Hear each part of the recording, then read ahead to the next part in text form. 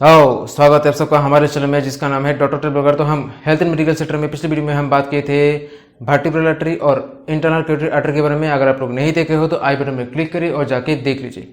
आज हम बात करेंगे छाती मतलब चेस्ट, पेट मतलब एब्डोमेन। तो चेस्ट और एब्डोमेन में जितने मसल्स आते हैं उसको कवर करने के लिए और हो सके तो अंदर में जो ऑर्गन्स होते हैं उसको भी कवर करने का कोशिश करेंगे जितना हो सके। तो शुरू करते हैं हम छाती से। तो छाती में सबसे बाहर का रहने वाला मसल, ठीक है, जिसको हम कहते हैं पेक्टोरलिस मेजर, ठीक है, उस पेक्टोरलिस मेजर मसल को सप्लाई करता है आपका लैटरल थोरैसिक आर्टरी, ठीक है। अब lateral thoracic artery pectoralis muscle के साथ साथ पीछे से जो सामने आता है आपका सेरेटस एंटीरियर मसल, ठीक है, ये सेरेटस एंटीरियर मसल को भी सप्लाई कर लेता है, ठीक है। अब रह गया है आपका पेक्टोरलिस मसल के अंदर रहने वाला एक और मसल जिसको हम कहते हैं पेक्टोरलिस माइनर, इसको सप्लाई करते हैं आपका थोरैकोएक्रोमियल आर्टरी, ठीक है। ये तो हो गया बाहर वाला हिस्सा, ठीक है। अब बाहर वाला हिस्से के साथ अंदर में क्या होता है, अंदर में पिंजरे का हड्डी होता है, रिब्स। हर एक रिब्स के अंदर आपका इंट्राकोस्टल मसल रहते हैं, मतलब 1 नंबर 2 नंबर जो पिंजरे का हड्डी है इसके बीच में इंट्राकोस्टल मसल है, 2 नंबर 3 नंबर के बीच में है, 3 नंबर 4 नंबर, ऐसा करते करते जितना इंट्राकोस्टल स्पेस आता है सबके बीच में एक एक मसल आता है। बहुत सारे आर्टरी बहुत सेगमेंट्स है, ठीक है। कुछ एंटीरियर को सप्लाई करता है, कुछ लैटरल को सप्लाई करता है, कुछ पीछे मतलब पोस्टीरियर को सप्लाई करता है, ठीक है। तो इसको हम डिटेल्स में बात करते हैं। जैसे पहले आपका फर्स्ट इंटरकोस्टल स्पेस मतलब 1 नंबर और 2 नंबर रिब्स के बीच में जो इंटरकोस्टल स्पेस है इसको सप्लाई करता है आपका सामने की तरफ। मैं पहले बात करते हैं सामने, लैटरल और पीछे, ऐसे करते करते, ठीक है। तो पहले हम बात करते हैं सामने की तरफ क्या आता है, एंटीरियरली सप्लाई करता है आपका सुप्रीम इंटरकोस्टल आर्टरी, ठीक है। सुप्रीम इंटरकोस्टल आर्टरी आपका 1 नंबर और 2 number first and second intercostal space में रहने वाले मसल को सप्लाई करता है, बस और कुछ नहीं। उसके बाद क्या आता है, उसके बाद हमारा जो ये इंटरनल थोरैसिक आर्टरी है, ठीक है, पहले एक ज़माने में मतलब 2-3 साल पहले इसका नाम था इंटरनल मेमोरी आर्टरी, ठीक है। तो ये मेमोरी आर्टरी का नाम चेंज हो चुका है, वो नाम अभी अब चलता नहीं है। इसको हम कहते हैं इंटरनल थोरैसिक आर्टरी। इसी थोरैसिक आर्टरी का बहुत सारे ब्रांच होते हैं जो आपका 3 नंबर 4 नंबर 5 6 7 ऊपर में जितने सारे 5 ग्रुप आते हैं, ठीक है। तो ऊपर का जो ग्रुप आता है तो 3 नंबर से लेके 7 नंबर इंटरकोस्टल स्पेस तक, ठीक है। 5 इंटरकोस्टल स्पेस में जितने सारे मसल आता है आपका एंटीरियर लैटरल सेगमेंट में, आपका ये इंटरनल थोरैसिक आर्टरी का ब्रांच सप्लाई कर लेता है, ठीक है। अब उसके नीचे क्या आता है, जब ये इंटरनल थोरैसिक आर्टरी नीचे में जा रहा होता है, जाते जाते क्या होता है, 2 हिस्से में बढ़ जाता है। आपका सुपीरियर एपिगेस्ट्रिक आर्टरी, एपिगेस्ट्रिक मतलब पेट का ऊपर वाला एरिया, ठीक है, बात करेंगे हम डिटेल्स में। तो ये सुपीरियर एपिगेस्ट्रिक आर्टरी में डिवाइड हो जाता है और एक और पार्ट आपका मस्कुलोफ्रेनिक आर्टरी वो अंदर में ही रह जाता है। 12 नंबर इंटरकोस्टल स्पेस तो कुछ है ही नहीं क्योंकि ये लास्ट हड्डी है। तो 11 नंबर इंटरकोस्टल स्पेस, ठीक है, तो मतलब 11 नंबर और 12 नंबर रिब्स के बीच में जो गैप है, ठीक है, इंटरकोस्टल स्पेस है, इसमें जो मसल आता है वो हम थोड़े बाद में बात करेंगे। तो सामने रह जाता है आपका 9 नंबर और 10 नंबर, इसमें आपका सुपीरियर एपिगेस्ट्रिक आर्टरी का कुछ ब्रांच इधर के मसल को सप्लाई कर लेता है। खत्म। अब चलते हैं पीछे में। पीछे में क्या आता है, फिर से पीछे में क्या आता है आपका फर्स्ट से लेके 12 नंबर एरिया तक, ठीक है। तो पहला और दूसरा इंटरकोस्टल स्पेस पोस्टीरियरली, ठीक है, first and second intercostal space में जो मसल आता है इंटरकोस्टल मसल, इसको सप्लाई करते हैं आपका पोस्टीरियर इंटरकोस्टल आर्टरी। अब ये आर्टरी कहाँ से आता है, मैंने जो अभी भी बोला था सुप्रीम इंटरकोस्टल आर्टरी, इसी का एक ब्रांच जाता है पीछे में। सुप्रीम इंटरकोस्टल आर्टरी का एक ब्रांच जाता है पीछे में जाके हमारे ये फर्स्ट और सेकंड इंटरकोस्टल स्पेस के जो मसल होता है इसको सप्लाई कर लेता है। अब ये 2 नंबर इंटरकोस्टल स्पेस को छोड़ के बाकी जितने सारे इंटरकोस्टल स्पेस है, ठीक है, यहाँ का सब के सब आपका जो हमारा थोरैसिक एओर्टा होता है, ये थोरैसिक एओर्टा मतलब क्या बताएं, जो आर्च ऑफ एओर्टा है, मतलब एओर्टा जो होता है वो हार्ट से ओरिजिन होके आर्च फॉर्मेशन करके फिर जो नीचे चला जाता है, ठीक है, इसको हम कहते हैं थोरैसिक एओर्टा। तो थोरैसिक एओर्टा का डायरेक्ट ब्रांच होता है आपका ये बाकी इंटरकोस्टल स्पेस में। मगर अगर मान लो मेरा हार्ट इधर में है, ठीक है, तो इधर से हार्ट का ऊपर वाला हिस्सा में चलता है आपका एओर्टा, ठीक है, बेस से लेके आपका आर्च ऑफ एओर्टा, ठीक है, ऊपर में जाके ऐसे घुस जाता है, ठीक है। अब ऐसे करके पीछे की तरफ जब बेंड होके सीधा नीचे चला जाता है, ठीक है। अब जब ऐसे नीचे में जाता है तो नीचे जाने के बाद इधर में भी राइट साइड में, लेफ्ट साइड में, right side left side, right side left side, ऐसा करते करते करते करते जितने सारे इंटरकोस्टल स्पेस है इधर में रहने वाला इंटरकोस्टल मसल को डायरेक्ट सप्लाई करता है, ठीक है। तो थर्ड इंटरकोस्टल स्पेस से शुरू करके 11th इंटरकोस्टल स्पेस तक जितने सारे इंटरकोस्टल मसल आते हैं सबको सप्लाई करता है पीछे में आपका थोरासिक एओर्टा का डायरेक्ट ब्रांच। याद रहेगा आपको, खत्म। अब अंदर में रहने वाला डायफ्राम, डायफ्राम क्या होता है? हमारे सांस लेने का सबसे इंपॉर्टेंट और सबसे बड़ा मसल, ठीक है। बात कर चुका हूँ, पुराने वीडियो में देख सकते हो।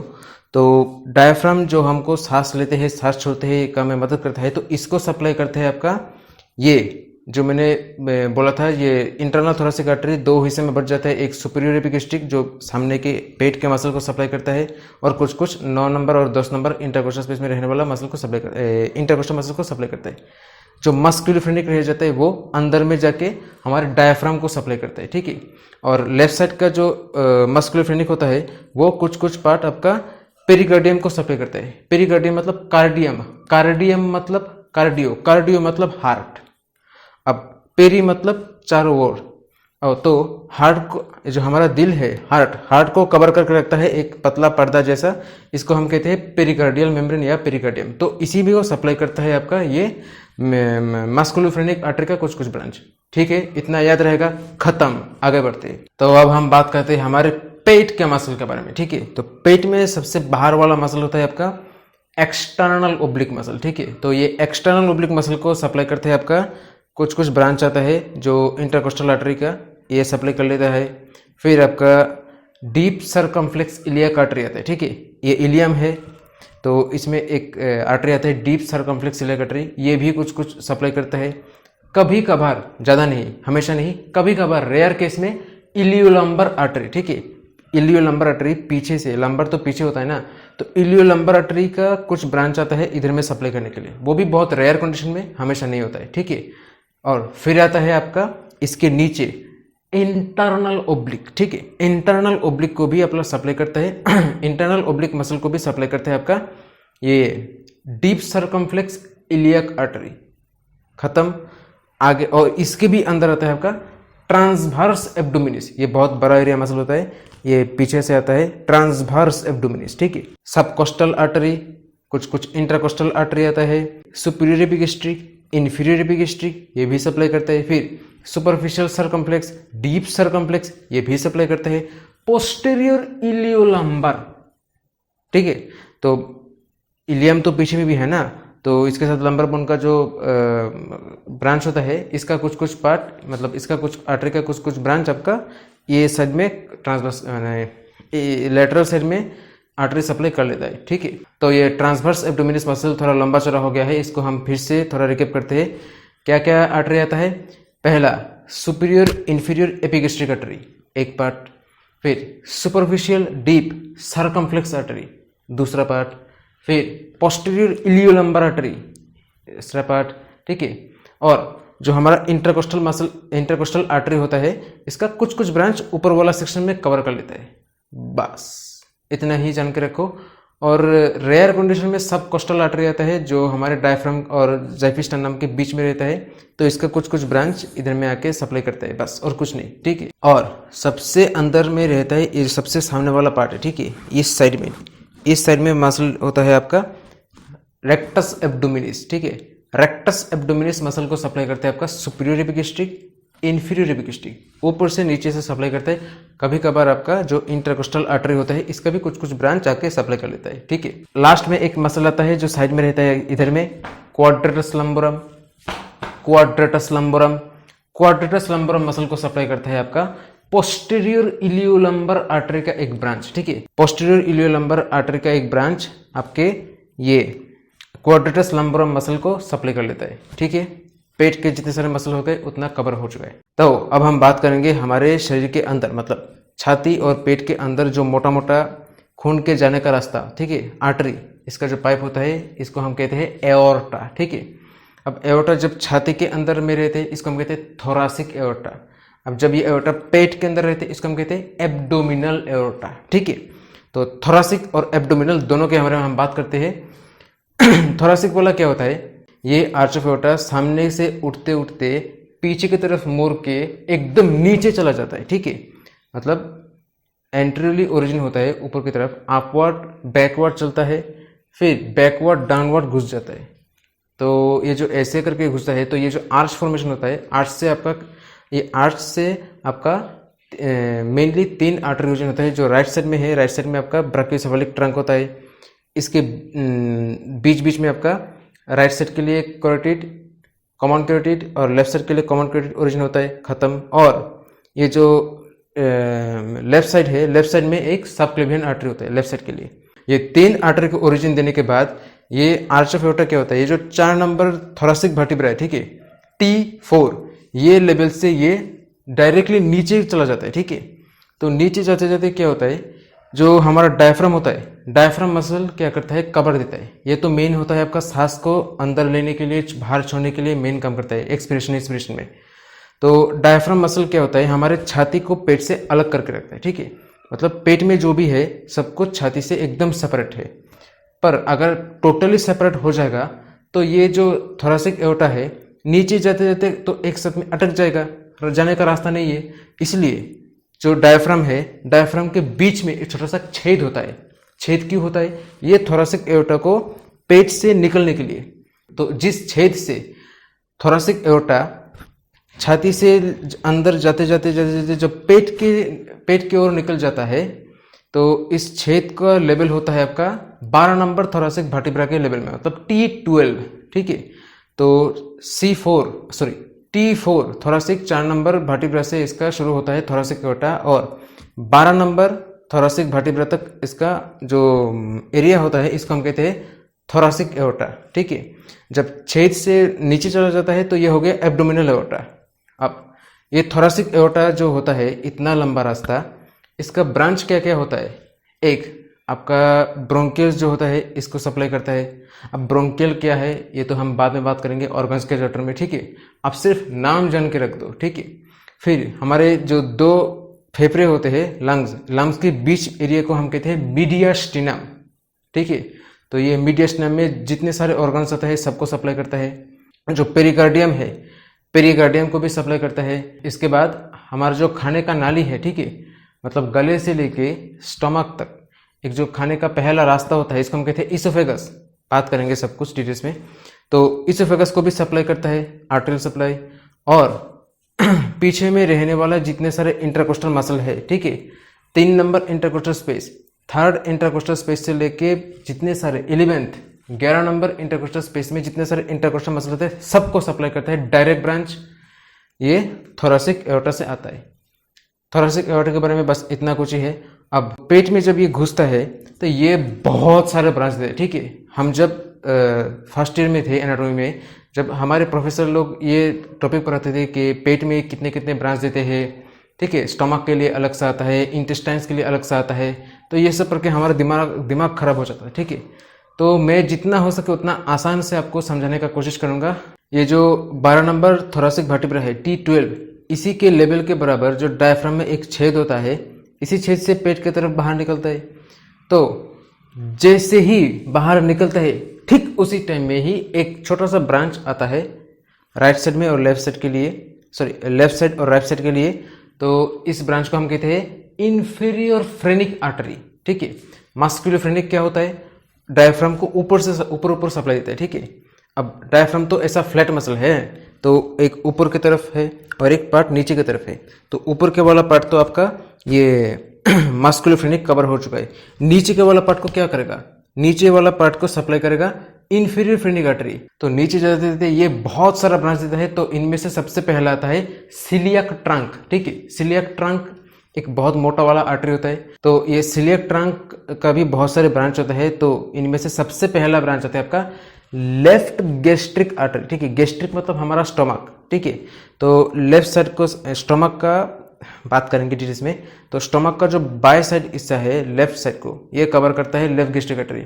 उसके बाद आता है आपका स्प्लेनिक आर्टरी। स्प्लेनिक मतलब स्प्लीन नाम का एक ऑर्गन होता है हमारे इस साइड में, लेफ्ट साइड में, तो इसको भी सप्लाई करते हैं। अब स्प्लेनिक आर्टरी थोड़ा मोटा होता है तो इसके भी बहुत सारे ब्रांच होता है, जैसे short gastric artery, left gastro epiploic artery और 3 नंबर पेंक्रेटिक आर्टरी। ठीक है, तो शॉर्ट गैस्ट्रिक मतलब आपका जो स्टमक है इसको छोटा सा ब्रांच होता है, जब ब्रांच छोटा है इसको हम कहते हैं शॉर्ट गैस्ट्रिक, खत्म।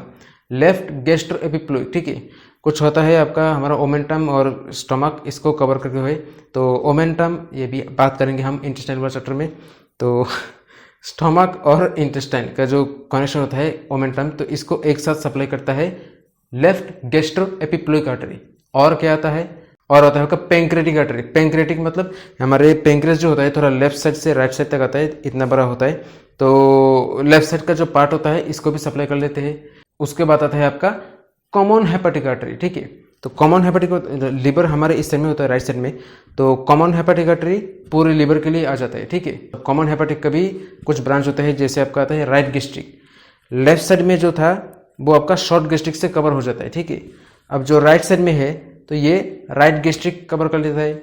राइट गैस्ट्रिक के बाद फिर आता है आपका गैस्ट्रोड्यूडेनल आर्टरी। ठीक है, गैस्ट्रोड्यूडेनल मतलब हमारा गैस्ट्रो मतलब स्टमक, ड्यूडेनल मतलब ये ड्यूडिनम। ठीक है, तो स्टमक और उसके बाद ड्यूडिनम दोनों को सप्लाई करता है गैस्ट्रोड्यूडेनल आर्टरी।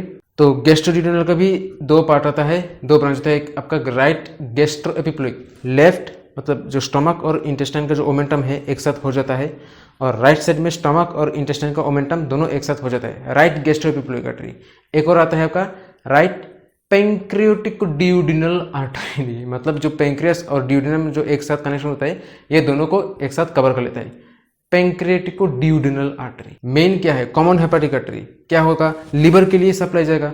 अब जब लीवर को ही सप्लाई देना है तो लीवर तो इतना बड़ा होता है, अब लीवर को मेन हिस्सा चला जाता है राइट साइड में, थोड़ा पार्ट आता है लेफ्ट साइड में, तो लेफ्ट साइड राइट साइड दोनों के लिए अलग हो जाता है। एक होता है राइट हेपेटिक आर्टरी, थोड़ा सा मोटा होता है, और एक आता है लेफ्ट हेपेटिक आर्टरी, ये थोड़ा सा चिकना होता है। ठीक है, क्योंकि राइट साइड का हिस्सा बहुत बड़ा है तो इसको ज़्यादा खून चाहिए, तो इसे थोड़ा मोटा होता है। एनीवे, तो इसी के साथ साथ आपका सिलियक ट्रंक का जितने सारे ब्रांच है, उसके भी जितने सारे ब्रांच है, उसके भी जितने सारे ब्रांच है, खत्म हो चुका है। ठीक है, तो इतना होने के बाद जब एब्डोमिनल एओर्टा और नीचे जाता है, नीचे जाते फिर से एक और ट्रंक ओरिजिन होता है, ये ट्रंक को हम कहते हैं सुपीरियर मेसेंट्रिक ट्रंक। ठीक है, या फिर सुपीरियर मेसेंट्रिक आर्टरी, आप जो भी कहते हो, तो मैं तो कहता हूँ सुपीरियर मेसेंट्रिक ट्रंक, तो ट्रंक बोलने में थोड़ा आसानी होता है। सुपीरियर मेसेंट्रिक आर्टरी या ट्रंक इतना मोटा होता है। ठीक है, तो जाहिर सी बात है इसके बहुत सारे ब्रांच होगा, तो इतने ब्रांचों में से सबसे पहला आता है आपका इंफीरियर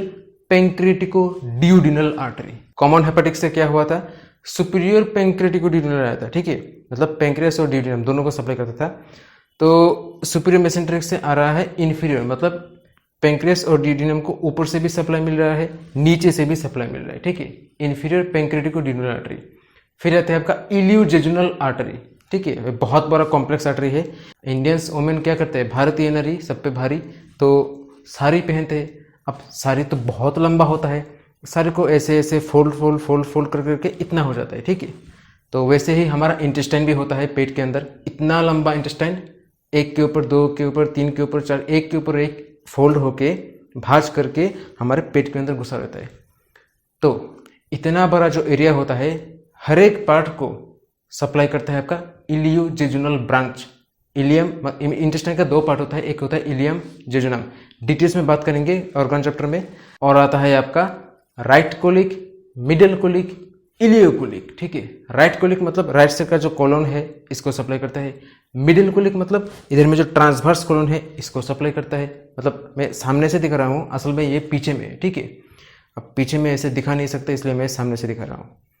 तो राइट कोलिक, मिडिल कोलिक और इलियोकोलिक। ठीक है, तो राइट कोलिक एक ब्रांच हो गया, मिडिल कोलिक एक ब्रांच हो गया, इलियोकोलिक एक ब्रांच हो गया। अब इलियोकोलिक भी थोड़ा मोटा आर्टरी है तो मतलब इसका भी बहुत सारा ब्रांच है। इलियोकोलिक का कितना कितना ब्रांच आता है, पहला एंटेरियर सिकल, दूसरा पोस्टीरियर सिकल। सिकम मतलब हमारा जो टट्टी जमा होता है पीछे में, तो इस स्टोर हाउस को कहते हैं सिकल। ठीक है, तो एंटेरियर सिकल मतलब सिकम का सामने वाला एरिया, और पोस्टीरियर सिकल मतलब सिकम का पीछे वाला एरिया। ठीक है, तो सामने पीछे दोनों का कवर होता है। तो इसी पॉइंट में आपका सुपीरियर मेसेंट्रिक ट्रंक या सुपीरियर मेसेंट्रिक जो आर्टरी होता है, ट्रंक आर्टरी सेम ही है, तो सुपीरियर मेसेंट्रिक आर्टरी या ट्रंक इधर में खत्म हो जाता है। सुपीरियर मेसेंट्रिक आर्टरी खत्म होने के बाद ये फिर से नीचे की तरफ जाता है। ठीक है, रास्ता बहुत बड़ा है, तो ये रास्ता चलते चलते और भी बहुत सारे आर्टरी ओरिजिन होता है। जैसे पहला आता है मिडिल सुप्रारेनल। ठीक है, सुप्रारेनल या एड्रिनल, मैंने ग्लैंड्स वाले चैप्टर में बात कर चुका हूँ। ठीक है, तो मेन जो हमारा हार्मोनल ग्लैंड्स होता है सुप्रारेनल, इसी का एक नाम होता है एड्रिनल ग्लैंड या सुप्रारेनल, क्योंकि ये किडनी के ऊपर रहते हैं। किडनी मतलब रेनल, सुप्रा मतलब ऊपर, तो किडनी के ऊपर सुप्रारेनल, इसका एक और नाम है एड्रिनल ग्लैंड। खत्म। फिर किडनी, अब ऊपर में दे रहे हैं तो नीचे में किडनी है, किडनी को भी सप्लाई करेगा, तो किडनी को भी सप्लाई करता है आपका रेनल ब्रांच। ठीक है, renal artery left side right side दोनों तरफ से आता है। ठीक है, तो ये सुप्रारेनल रेनल होने के बाद फिर आता है टेस्टिकुलर आर्टरी और ओवरियन आर्टरी। टेस्टिकुलर मतलब टेस्टिकल्स, ओवरियन मतलब ओवरी। टेस्टिकल्स किस में होता है? लड़कों में, लड़कों का अंडा। खत्म। ओवरियन मतलब ओवरी, लड़कियों का अंडा। ठीक है, तो टेस्टिकल्स, ओवरी, यह हम बात करेंगे डिटेल्स में बाद में। उसके बाद आता है आपका इंफीरियर मेसेंट्रिक ट्रंक। ठीक है, ये भी मोटा वाला आर्टरी है, तो सिंपल सी बात है, इसका भी बहुत सारा ब्रांच होगा। क्या क्या होता है? एक आपका लेफ्ट कोलिक। ठीक है, राइट कोलिक हो चुका है जो राइट साइड का कॉलन को सप्लाई करता है। लेफ्ट कोलिक लेफ्ट साइड में जो कॉलन होता है इसको सप्लाई करेगा। फिर सिग्मोइड आर्टरी, जो सिग्मोइड कॉलन होता है इसको भी सप्लाई करता है। और आता है आपका सुपीरियर रेक्टल। ठीक है, तो कितना कितना हुआ आपका इंफीरियर मेसेंट्रिक ट्रंक या फिर इंफीरियर मेसेंट्रिक आर्टरी। इधर से 3 ब्रांच होता है, एक लेफ्ट कोलिक, दूसरा सिग्मोइड कॉलन के लिए sigmoid branch, left colic branch, और तीसरा सुपीरियर रेक्टल ब्रांच। ठीक है, रेक्टम जो होता है इसका ऊपर वाला पार्ट को सप्लाई करता है। ठीक है, बस छोटा ही होता है, ज़्यादा कुछ नहीं होता है। अब इतना सारा ब्रांच देने के बाद ये आर्टरी का एंड पॉइंट आ जाता है, मतलब खत्म।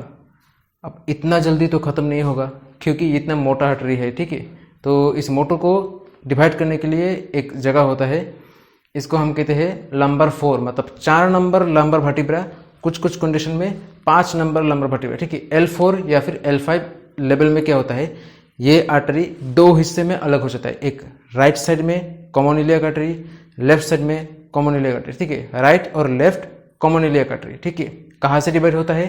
4 नंबर या कभी कभार 5 नंबर लंबर वर्टिब्रा, L4 या L5। ठीक है, तो डिवाइड होने से पहले इंफीरियर मेसेंट्रिक ट्रंक और ये डिवीजन के पहले पीछे में कुछ कुछ ब्रांच आता है जो लंबर वर्टिब्रा होता है। ठीक है, 1 नंबर 2 नंबर 3 नंबर 4 नंबर, ये 4 लंबर वर्टिब्रा को सप्लाई करता है।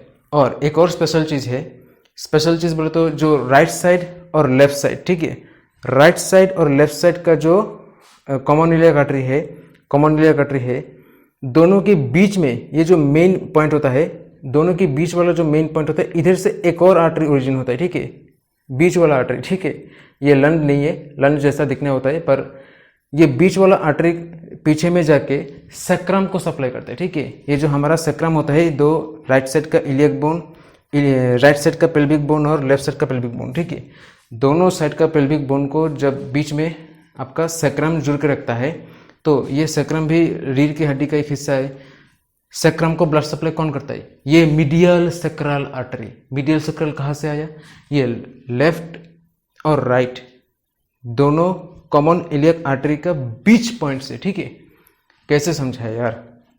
मान लो ये है आपका राइट कॉमन इलियक आर्टरी, ये है लेफ्ट कॉमन इलियक आर्टरी। अब ये जो बीच वाला जंक्शन है, ठीक है, बीच वाला जंक्शन इधर से ओरिजिन होता है आपका ये लंज जैसा दिखने वाला मीडियन सक्रल आर्टरी।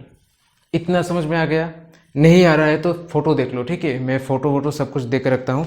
अब आपको पढ़ना क्या चाहिए, याद कौन सा रखना चाहिए, कौन सा वाला इंपॉर्टेंट है एग्जाम के लिए, तो मेरे हिसाब से coeliac trunk, superior mesenteric trunk, inferior mesenteric trunk, renal artery, suprarenal artery. ठीक है, तो ये सब चीज़ आपको थोड़ा याद में रखना पड़ेगा। ठीक है, अब इस सब को याद रखना पड़ेगा, इसका मतलब ये नहीं है कि बाकी सब भूल जाओ, नहीं, बाकी सब भी याद रखना पड़ेगा। पर बाकी सबको एज कॉम्परेटिव आप 2-3 बार रिविजन देके याद रख सकते हो।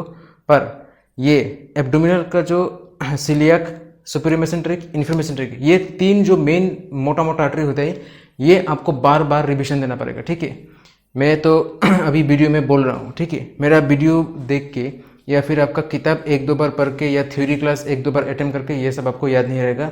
ये सब चीज़ को बार बार याद रखना पड़ेगा जब तक आपका एग्जाम या पर्पस खत्म ना हो जाए, ठीक है। अगर आप सर्जन बनते हो तो ये को आपको लाइफ टाइम याद रखना पड़ेगा।